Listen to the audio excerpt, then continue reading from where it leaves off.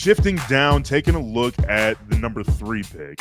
I wasn't. It was the best player available. I wasn't shocked that Abdul Carter went number 3 to the Giants. What I was shocked to see, just barely, was that the Giants' defensive ends were the 3rd best in the entire NFL, as you see here on Field Vision Pro.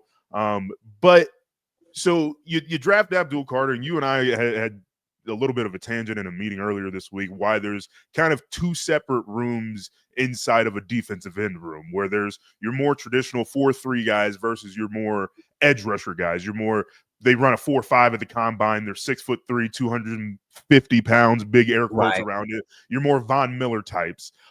So is that what the strategy was when the Giants drafted Abdul Carter, or was it just like Joe Shane and Brian Daboll is like, we got to keep our jobs. Let's go get an edge rusher and a quarterback. If these guys work, then they work out, and it's awesome. I think it's really an indictment on what they thought about Thibodeau. That's a guy that they drafted in 2022. He's coming up on that, that critical 4th year. This will be his 3rd year. Next year, they're going to have to decide, do we extend that 5th option? I don't think you go wrong with drafting premier edges. I think you kind of collect edges and corners. One of them's going to hit. To your point too, is of having maybe a bigger body on one end, and then you have another, these quick guys. I was kind of shocked as well, because they've played really well. They had two edges, but if you go and you look at it, it's like, okay, well, we have these guys. Is Chauncey Golston going to be, somebody that we really like? You have Tornin Fox, right? You have Victor Dimukeje from Arizona that he's like. So what it ends up being is like, hey, this is depth. And now we've got a rotation that we can go. We feel we have 3 premier guys. We can really do some crazy stuff on 3rd down. Now we can keep Brian Burns and Thibodeau, and we don't have to basically say, Carter, you need to be playing in every single down.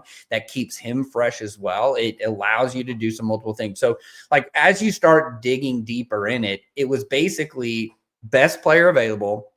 We don't necessarily want to trade back. And probably no one was trying to trade into the 3rd pick, especially with Travis Hunter already gone. So it was like, we don't have a trade partner, and we're not going to be able to get a king's ransom for it. Might as well just go best player available. That's Abdul Carter. We'll add him in. And now we've got 3 guys that we feel really, really good about. And hey, if in 2 years we don't want to pay Thibodeau, we just give him a 5th-year option, or we give him the 5th-year option and then we trade him. And now we've got more draft capital in the end. But I think it goes down to what you said, is they need to win. They need to win now. Get as many elite guys as you possibly can, and see if we can win some games.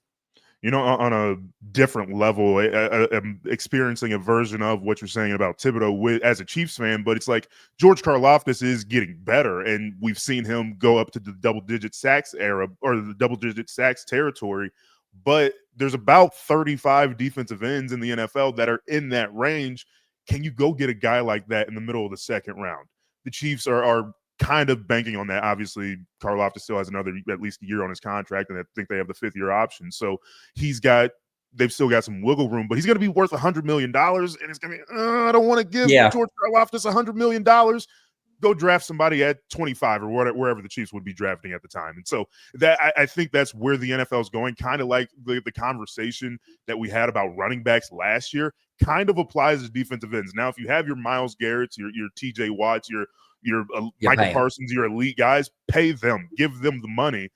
But at the same time, go get Josh Sweat, because he can have a great Super Bowl.